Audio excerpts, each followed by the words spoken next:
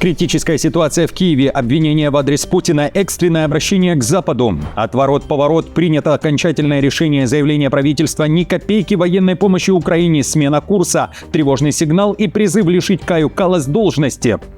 Баллистический удар по Москве, новое оружие Британии для Киева. Лондон заявляет о готовности пойти против Путина. Москве брошен вызов. Каков ответ? Первое боевое применение. США и Россия испытали новое оружие. В одном из случаев солдаты пали на колени и были обездвижены. О чем речь? Дальнобойный удар в ВСУ. Поражены важные объекты РФ. Куда дотянулась Украина? Война немцев против экстремистов. Президента призвали бежать. Срочное обращение главы государства и отступление. Военные силы покидают крупнейший город. Все детали. Об этом и не только. Досмотрите. Друзья, всем привет, это «Время Пятко», коротко, четко и по делу о том, о чем говорят в мире. Поддержите прямо сейчас лайком, комментарием и репостом, а я начинаю. Попытка прорыва границы, погранцы на пути. На украинско-румынском кордоне Range Rover с иностранными номерами и полным салоном пассажиров попытался вырваться из страны. Об инциденте сообщает украинская погранслужба. Водитель проигнорировал приказ остановиться и направил автомобиль прямо на военнослужащих. Далее попытка прорваться через инженерные заграждения и оказаться на территории ЕС. В Киеве заявляют, тяжело травмирован один из пограничников. У пострадавшего множественные серьезные телесные повреждения. Его экстренно госпитализировали и прооперировали. В Украине заявляют, внедорожник нашли, а вместе с ним и тех, кто был в салоне. Вероятно, речь идет о мужчинах, пытавшихся выехать из страны из-за мобилизации. Позже пограничники совместно с сотрудниками национальной полиции разыскали транспортное средство. Его бросили на окраине одного из населенных пунктов. В ходе поисковых мероприятий правоохранители задержали 6 нарушителей, которые находились в автомобиле во время попытки прорыва границы. Поиски водителя продолжаются. Мэр Киева обвинил Путина в целенаправленном уничтожении инфраструктуры столицы для того, чтобы сделать ее непригодной для жизни. В Киеве остаются более 1000 многоэтажных домов без отопления. Все это происходит в тот момент, когда температура ночью опускается до минус 20.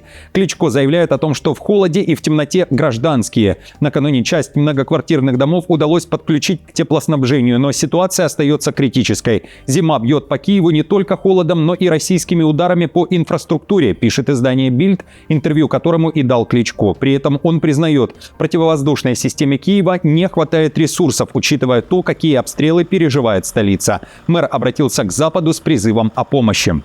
Мы видим, что нашей противовоздушной обороне не хватает необходимых ресурсов, чтобы эффективно отражать атаки, даже в Киеве.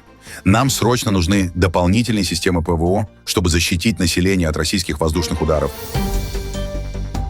Крах Европы предрекает Орбан, и причина этому, по словам премьер-министра Венгрии, огромные деньги, которые Брюссель передает Украине. Киеву необходимо 800 миллиардов евро на следующие 10 лет, не считая военных расходов, написал Орбан в соцсети X. Чтобы потянуть такие расходы, уверен глава венгерского правительства, страны ЕС должны сокращать свои соцпрограммы, но Будапешт не будет экономить на соцвыплатах, пенсиях и, по словам Орбана, продолжит обеспечивать свой народ дешевой российской энергией.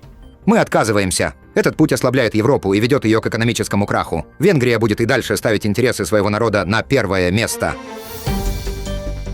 Словакия полностью отворачивается от Украины. Никакой помощи. Курс на жесткий суверенитет. В Братиславе прозвучал тревожный сигнал для Киева. Президент Петр Пелегрини, премьер Роберт Фицо и спикер парламента Рихард Раши публично заявили о полном отказе от военной помощи Украине. Ни оружия, ни солдат, ни финансовых гарантий. Словакия закрывает эту главу. Лидеры страны демонстрируют показное единство и обещают суверенную политику в условиях, когда Европа, по словам Фицо, переживает глубочайший кризис. Премьер предупредил, Словакия не должна бегать как раненая лань и стать жертвой геополитических потрясений. В Братиславе также осудили военную операцию США в Венесуэле, назвав ее нарушением международного права, и заявили, что будут отстаивать собственный курс в ЕС. Кроме того, Фицо открыто и впервые заявил, Кая Каллас должна лишиться должности, в том числе из-за слабого осуждения Трампа. Впервые говорю это открыто. Вы хорошо знаете, что у меня было к ней много критических замечаний. Мы находимся в кризисе, в международном. Европа не способна реагировать. У нас нет собственных международных позиций. Мы колеблемся по 20 часов, прежде чем выпустить какое-то заявление о том, что произошло в Венесуэле. Нам нужно сильное лидерство не только на уровне национальных государств. Поэтому я считаю, что мы должны очнуться и забыть о мелочных войнах. Удар по Москве британскими ракетами. Лондон создаст баллистические ракеты, способные достать до российской столицы. Вооружение передадут Украине. В Великобритании говорят о разработке баллистики под названием Nightfall. Дальность полета 500 километров, а это значит, что ракеты могут достать Москву с северо-востока Украины, пишет Daily Mail. Министерство обороны Британии уже ищет компании для создания первых 3 тестовых ракет. Контракт на миллионы фунтов стерлингов. Власти прямо говорят, Украине нужны не только системы защиты, но и возможность наносить удары. Министр обороны Джон Хилли сделал это заявление в Киеве всего через несколько часов после российского ракетно-дронового удара, в том числе и Орешником. Поезд, в котором находился Хилли, экстренно остановили из-за угрозы атаки. Издание также со ссылкой на британскую разведку пишет, что Орешников у Москвы немного. Ракеты Nightfall, оснащенные боевыми частями в 200 килограммов, способные запускаться залпами и достигать Москвы, могут стать ценным активом в продолжающейся борьбе Владимира Зеленского против сил Владимира Путина. В настоящее время Министерство обороны Великобритании ищет британские компании для проектирования, разработки и поставки первых 3 тестовых ракет в рамках контракта стоимостью 9 миллионов фунтов стерлингов. Военные Британии при этом не прочь повторить опыт Трампа. В Минобороны страны заявили, что арестовали бы Путина, если бы была такая возможность. Заявление сделал также Джон Хилли. Если бы ты мог похитить одного мирового лидера, кто бы это был? Я бы взял Путина под стражу. Привлек бы его к ответственности за эти военные преступления. За то, что я увидел в Буче во время одного из моих первых визитов в Украину. На вызов уже отреагировала Москва. В МИД РФ на заявление представителя Лондона ответили так. Слово взяла Захарова. «Влажные фантазии британских извращенцев», — сказала дипломат журналистам.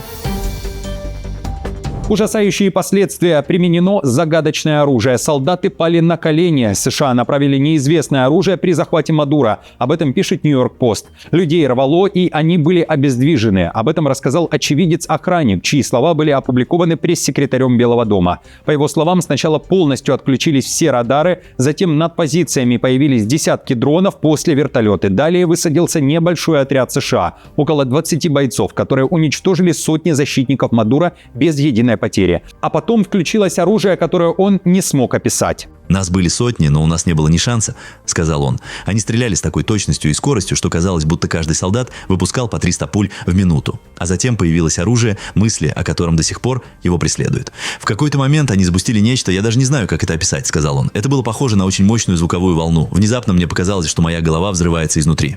Нью-Йорк Пост со ссылкой на бывшего сотрудника американской разведки пишет, что армия США уже много лет обладает оружием направленной энергии, которое нейтрализует цели с помощью сфокусированной энергии, такой как микроволны или лазерные лучи. Но это, возможно, первый случай его боевого применения американцами, говорится в публикации. Россия нанесла удар новым оружием. Зафиксирована первая атака Герань-Ю-5 по Украине. Это новый дрон с дальностью полета 1000 километров и реактивным двигателем. Это уже непривычный дрон «Камикадзе», сообщает украинская разведка. Длина около 6 метров, размах крыльев до 5,5 метров, реактивный двигатель с повышенной тягой, боеголовка 90 килограммов и дальность поражения теперь намного больше. По данным украинской разведки, конструкция сильно напоминает иранский дрон «Карар». По имеющейся информации, противник также прорабатывает варианты применения Герани-5 с авиационных носителей, в частности с самолетов Су-25, с целью увеличения дальности и удешевления использования. Отдельно рассматривается возможность оснащения аппарата ракетами класса «Воздух-воздух Р-73» для противодействия украинской авиации. Украина при этом наносит ответный удар. Дальнобойные дроны долетели до Каспия. Силы специальных операций поразили 3 буровые установки корпорации «Лукойл» в Каспийском море. Под ударом ледостойкие стационарные платформы имени Филановского, Юрия Корчагина и Валерия Грайфера. Говорится в сообщении. Россия потери не подтверждала. Указанные платформы используются для обеспечения топливом армии противника. Силы специальных операций продолжают наносить асимметричные удары с целью стратегического истощения способности врага вести войну против Украины. Напряжение в Германии. Берлин вводит беспрецедентные меры безопасности и не уступит ни метра экстремистам, заявил глава немецкого МВД Добринт в интервью Bild. После диверсии на энергосети Берлина объявлен жесткий курс против леворадикалов, подчеркнул министр. Безопасность, по его словам, теперь в приоритете. Власти готовят усиление спецслужб и расширение цифровых полномочий, больше слежки, быстрый выход на преступников и тотальный контроль. Однако все детали засекречены. Бундестаг спешно обсуждает новые особые правила защиты критической инфраструктуры, которые будут узаконены в ближайшее время, говорится в материале. Отмечу, ранее местные власти и правоохранители выступили за создание национального резерва на случай блэкаута и спецфонда на 100 миллиардов евро для защиты энергосистемы. Напомню, в начале января около 100 тысяч жителей Берлина остались без света и тепла из-за диверсии на ТЭЦ. Блэкаут затянулся практически на неделю. Куба раздора. Гавана резко ответила Трампу. Остров Свободы никогда и ни в какой форме не получал вознаграждения за услуги в сфере безопасности, оказанные той или иной стране, заявил министр иностранных дел Кубы Бруно Родригес. Эти слова адресованы президенту США. Он считает, что после задержания Мадуро Гавана останется без денег и нефти Венесуэлы, которые получала за защиту Каракаса. В отличие от США, уверяет Родригес, у Кубы нет правительства, которое прибегает к наемничеству, шантажу или военному принуждению в отношении других государств. Как и любая другая страна, Куба имеет абсолютное право импортировать топливо с тех рынков, которые готовы его экспортировать и которые реализуют свое право на развитие торговых отношений без вмешательства или подчинения односторонним принудительным мерам США, отметили в кубинском МИДе. Право и справедливость на стороне Кубы. США ведут себя как преступный и вышедший из-под контроля гегемон, угрожающий миру и безопасности не только Кубы и этого полушария, но и всего мира. Трамп уже на острове Свободы и курит там кубинскую сигару. Это фото, созданное искусственным интеллектом, американский президент запостил у себя в True Social. И то ли в шутку, то ли всерьез Трамп прокомментировал пост одного из пользователей соцсети X, который гласит: «Марко Рубио будет президентом Кубы». Как по мне, отличная идея, написал Трамп. А сенатор-республиканец Линдси Грэм и вовсе призвал президента Кубы бежать из страны.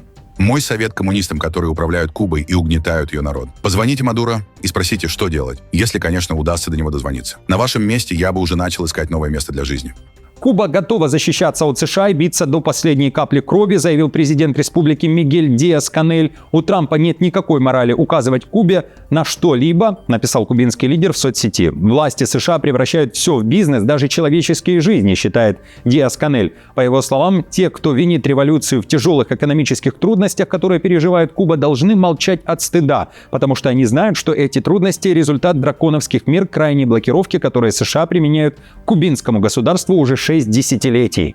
Куба – это свободная, независимая и суверенная нация. Никто не диктует нам, что делать. Куба не нападает, уже 66 лет на нее нападает США, и она не угрожает, а готовится, готовая защищать родину до последней капли крови. Венесуэла, отмечает Рейтер, является крупнейшим поставщиком нефти на Кубу, но, согласно данным судоходства, с момента захвата президента Венесуэлы Мадуро американскими войсками на фоне жесткой американской нефтяной блокады этой страны, входящей в ОПЕК, ни один танкер с нефтью не отправился из венесуэльских портов на Кубу.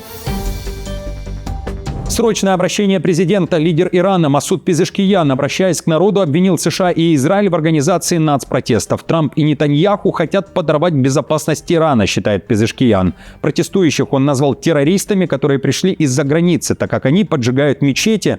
Также он призвал протестующих решать проблемы вместе с властями. «Давайте сядем вместе, рука об руку, и решим их», сказал Пезешкиян.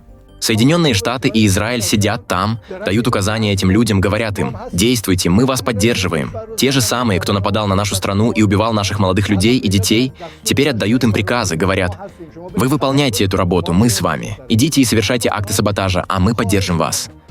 Нетаньяху официально встал на сторону протестующих иранцев. Накануне премьер-министр Израиля заявил, он внимательно следит за событиями и надеется, что народ Ирана вскоре будет освобожден от иго тирании. Когда этот день настанет, заявил Нетаньяху, Израиль и Иран вновь станут верными партнерами.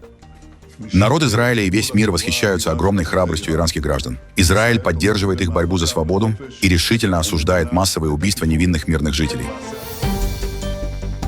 Огонь прекращен. Военные заявили об отступлении с позиций. Курды покинули один из крупнейших городов Сирии – Алеппо. Бойцы курдских сирийских демократических сил окончательно вышли из города, освободив районы Ашрафия и Шейх Максуд. Съемочная группа агентства «Анадолу» показал пустую, полуразрушенную больницу, которая была штаб-квартирой курдов. В здании обнаружили оружие, бронежилеты и множество патронов, говорится в материале. Теперь кварталы, удерживаемые курдами с начала войны в 2011 году, полностью возвращаются под власть сирийского правительства, тогда как курдские формирования продолжают контролировать северо-восток страны.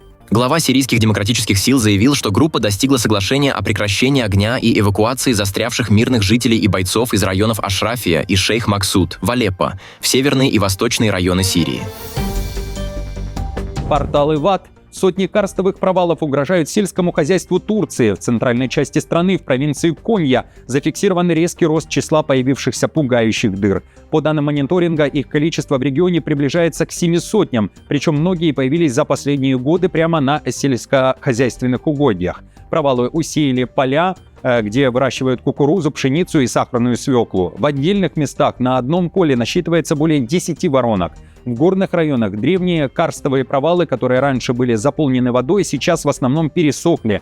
Основными причинами происходящего называют засуху, изменение климата и резкое падение уровня подземных вод. Хотя человеческих жертв пока не зафиксировано, карстовые провалы уже привели к утрате сельхозземель и повреждению построек вблизи населенных пунктов. Опасность остается высокой из-за непредсказуемости новых обрушений. А регион, один из ключевых аграрных центров страны, сталкивается с нарастающим экологическим и экономическим риском.